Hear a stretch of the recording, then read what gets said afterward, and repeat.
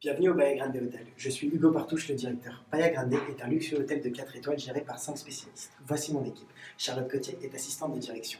Juliette Boulevert est responsable des investissements. Ariane Tardieu et Ludivine Duc sont responsables de la stratégie tarifaire. Et enfin, Justine Dubry est directrice marketing. L'hôtel Bahia Grande a 200 chambres standards et 50 chambres premium. Notre restaurant haut de gamme a une capacité de 125 couverts. Notre bar lounge luxueux et notre salle de conférence peut accueillir 200 personnes. Notre concept est composé de 12 hôtels qui, par leur infrastructure, sont des concurrents directs. Dans les 3 dernières années, le marché et le Bahia Grande ont subi une baisse de la performance. C'est pourquoi nous avons été engagés pour repositionner le Bahia Grande et atteindre 3 objectifs. Avoir un RGI, un ARI et un MPI au-dessus de 1, avoir un GOP de plus de 25% et un ROE de 8%, et bien sûr avoir un taux de satisfaction meilleur que l'année précédente. Bahia Grande se positionne comme un hôtel haut de gamme avec des services de qualité. Nous nous différencions de nos concurrents par notre rapport qualité-prix. Dans les catégories standards, nous visons les turgeons, autant les business que leisure, et les segments premium et les guaranteed. De plus, dans les périodes creuses, nous visons aussi les larges et small groups. La stratégie de tarification est une stratégie de prix élevé en échange d'une qualité et d'un service supérieur. Afin de fixer nos prix pour le premier trimestre, nous sommes basés sur la fourchette historique. Nous avons visé la maximisation des tarifs et nous sommes situés sur le haut de cette fourchette avec des prix en moyenne supérieurs à l'année passée car dès le début nous avons entamé des travaux visant à améliorer notre qualité. Le calcul des prix pour les différents revendeurs s'est basé sur le coût de ces intermédiaires. Nous avons favorisé les réservations directes en proposant donc des tarifs plus élevés sur les autres canaux de réservation. Nous avons fixé des prix supérieurs la semaine que les week-ends étant donné la demande historiquement plus forte la semaine. À la fin du mois de janvier, nous nous sommes rendus compte que nous avions mal évalué notre couvrement et nous nous sommes retrouvés avec des tarifs trop élevés. Nous avons donc procédé à une légère baisse des prix grâce au trigger point notamment. Nous avons également commis 2 autres erreurs. Notre estimation du prix package était nettement au-dessus de celui de nos concurrents et donc nous avons attiré très peu de clients. Nous voulions nous concentrer sur les small et larges groupes et nous avons donc proposé un tarif très élevé pour les tours afin de fermer ce tarif, ce qui s'est avéré être une erreur qui a impacté très négativement notre taux d'occupation. Malgré un taux d'occupation bas, nous ne voulions pas trop baisser nos prix durant le trimestre pour ne pas affecter notre positionnement. Nous avons donc décidé de diminuer nos prix de 20 à 40 $ lorsque le taux d'occupation était inférieur à 45%. Toutefois, notre occupation n'était toujours pas assez élevée et nous avons donc augmenté nos rabais sur la fin du trimestre, ce qui a eu un impact positif sur notre taux d'occupation. Concernant notre stratégie de marketing, nous avons premièrement décidé d'acheter les 6 différentes options disponibles sur la plateforme, comme par exemple les programmes de fidélité. Ensuite, nous avons décidé d'assigner un budget de 5 à 7% de notre chiffre d'affaires mensuel à l'advertising des canaux de distribution. Nous nous sommes basés sur les données historiques pour savoir via quel canal réserver chaque segment. Notre but était d'attirer les segments bas standard et premium en priorité et d'attirer principalement à travers le canal direct afin de minimiser les coûts de canaux de distribution. Notre premier budget était de 30 000 $ que nous avons réparti entre direct, GDS et OTA. Nous avons pris la décision de ne pas advertiser le canal wholesale car il a été utilisé principalement par le segment tour que nous ne cherchions pas à attirer dans un premier temps.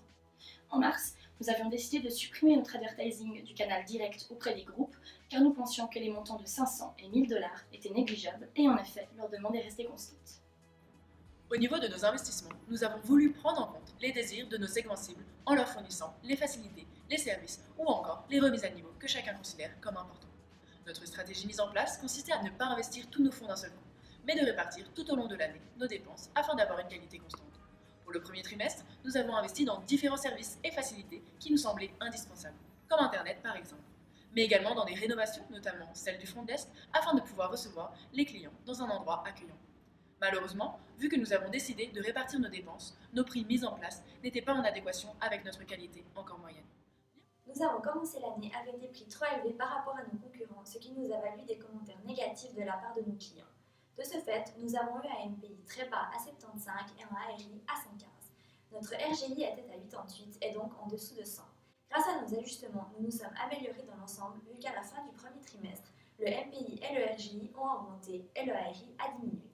Notre objectif pour le deuxième trimestre est d'augmenter notre occupation pour faire monter notre MPI et le RGI. La RFP pour ce trimestre, comme pour les trimestres suivants, n'a pas été acceptée car les prix que nous proposions n'étaient pas compétitifs du fait de notre stratégie haute qualité au prix.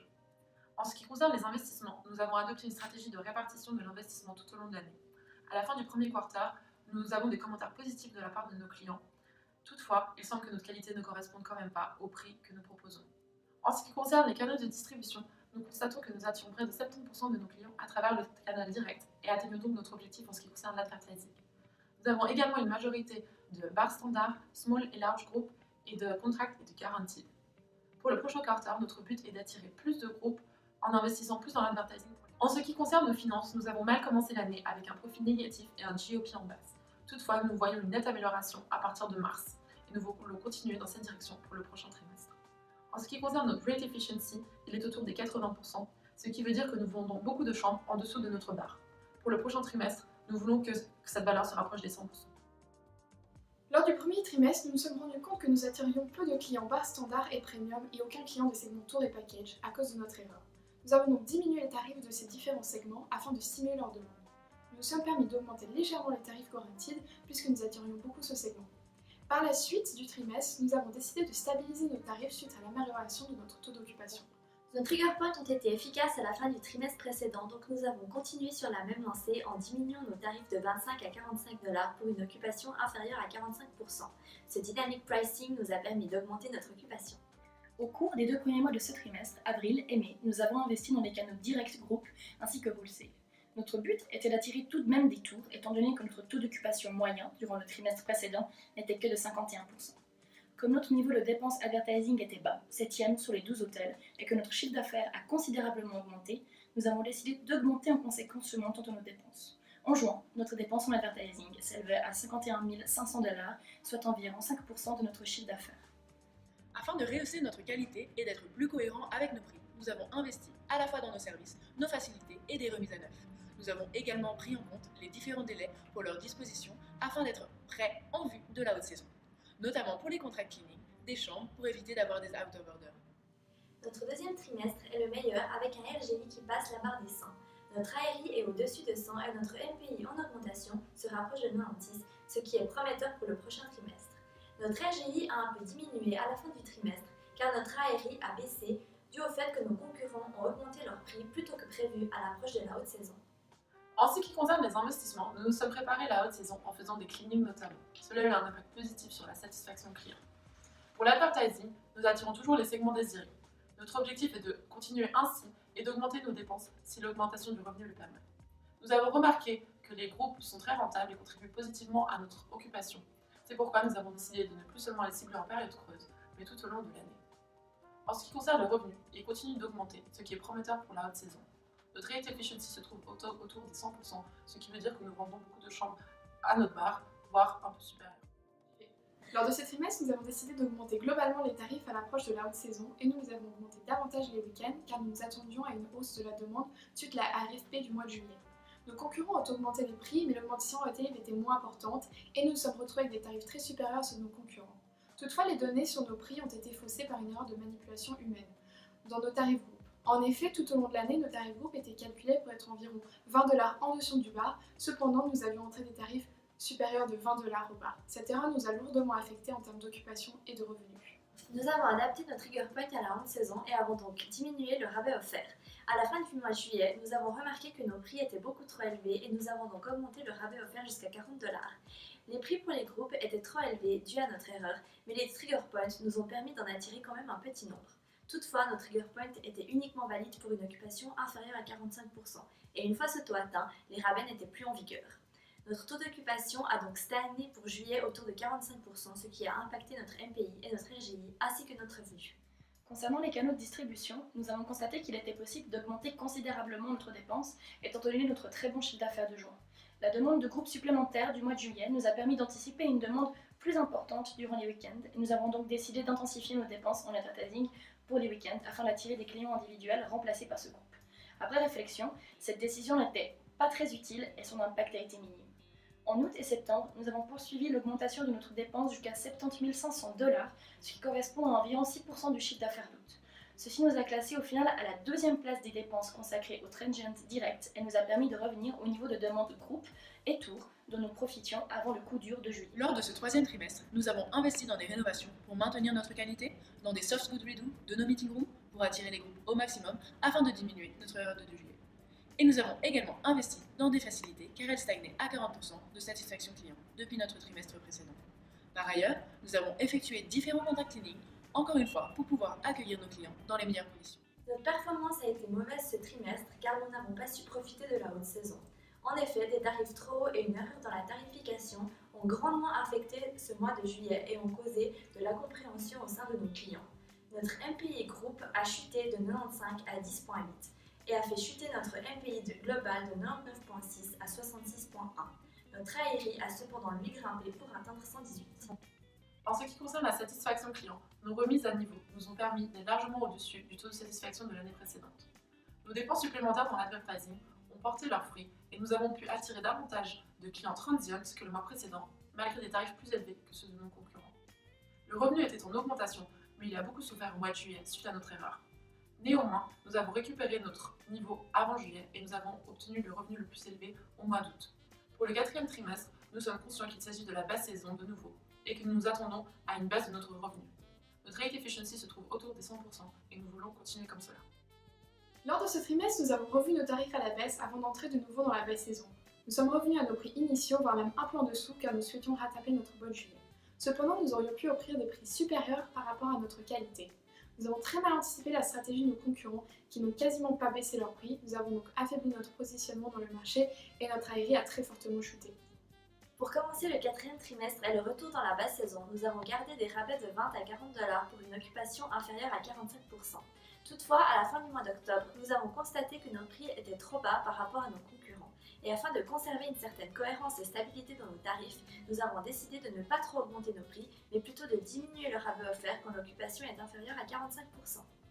Concernant l'advertising des canaux de distribution, nous avons continué à graduellement augmenter notre dépense en nous concentrant sur le canal direct dans le but de gagner des parts de marché transient.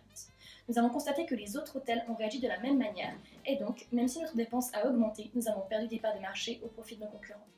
Cela s'est traduit par une baisse de 11% des chambres vendues aux transient malgré une dépense qui a atteint 73 500 $. Notre stratégie d'investissement consistait donc à être méticuleux sur nos dépenses. Grâce à cela, nous avions encore des fonds lors du 4e trimestre, contrairement à nos différents concurrents. Ainsi, cela nous a permis d'être les meilleurs du marché durant le dernier mois de l'année, en ce qui concerne la qualité. Cette qualité, nous la devons à une remise à neuf globale de nos locaux à travers des rénovations, des soft goods redo, des espaces publics et des contrats cleaning de nos outlets. Nous étions ainsi prêts à recevoir nos clients en cette période de fête. Ce trimestre, nous avons baissé nos tarifs afin d'être cohérents avec nos tarifications de basse saison, mais nos concurrents n'ont pas changé leur prix par rapport à septembre et donc notre ARI a diminué et notre MPI a augmenté et est passé au-dessus de 100. Cela a heurté notre positionnement de base qui était d'avoir un prix supérieur à celui du marché et a constitué un manque à gagner. Grâce à notre travail, notre ARI a progressivement augmenté et s'est rapproché de 100, tout comme notre RGI qui est de 99,3 en décembre, ce qui annonce un bon début d'année prochaine. En ce qui concerne notre qualité, notre stratégie de répartir les fonds tout au long de l'année a porté ses fruits, car nous finissons l'année avec une qualité supérieure à celle de nos concurrents. Pour la stratégie d'advertising pour ce trimestre ainsi que pour le reste de l'année, nous avons atteint notre objectif qui est d'attirer nos clients cibles à travers le canal direct. Comme nous l'avions prévu, notre revenu a baissé à cause de la basse saison et des tarifs trop bas. Cependant, il augmente de nouveau en décembre, ce qui annonce un bon début de l'année 2018. Notre rate efficiency se trouve également légèrement en dessous de 100% et indique que nous pourrions augmenter légèrement les tarifs, mais il reste toutefois satisfaisant. Certains de nos objectifs ont été accomplis. Notre GOP a toujours été au-dessus de 25%. En ce qui concerne la satisfaction de nos clients, elle a considérablement augmenté par rapport à l'année précédente. Nos espaces publics, nos services, nos facilities et nos chambres répondaient à la demande, ce qui suggère que nos différents travaux et investissements de nettoyage ont permis de satisfaire notre clientèle. En ce qui concerne les indicateurs, notre ARI était trop haut au début de l'année, ce qui a affecté notre MPI et donc notre RGI. Nos investissements ont permis de soutenir une qualité constante au long de l'année, bien que le début de l'année ait été difficile car nos concurrents ont opté pour une stratégie différente de la nôtre en investissement en masse dès le début. Notre stratégie d'advertising s'est montrée utile et a su par exemple au cours du 3e trimestre atténuer certaines erreurs commises. Nous avons atteint au cours du 4e trimestre notre objectif qui était d'attirer majoritairement nos clients à travers les canaux directs et en seconde position GPS. Les erreurs du 3e trimestre ont grandement affecté nos indicateurs et nous avons eu du mal à nous en remettre. Toutefois, les indicateurs du 4e quarter commencent à converger vers 100 et on semble se diriger vers un équilibre entre maximisation des prix et maximisation de l'occupation. Pour le début de l'année 2018, nous recommandons au Bahia Grande de réaugmenter graduellement les prix pour retrouver un équilibre entre prix et qualité tout en prenant davantage la concurrence en compte, qui parfois n'a pas agi comme l'équipe du Bahia Grande l'avait prévu. Nous recommandons de poursuivre l'augmentation du budget accordé à l'advertising des canaux de manière proportionnelle à l'augmentation du chiffre d'affaires mensuel. nous recommandons de garder la même répartition des dépenses entre direct, GDS, OTA et wholesale, tout en gardant comme option la possibilité d'augmenter la part des dépenses OTA, ce qui permettrait également d'attirer plus de barres standards et premium.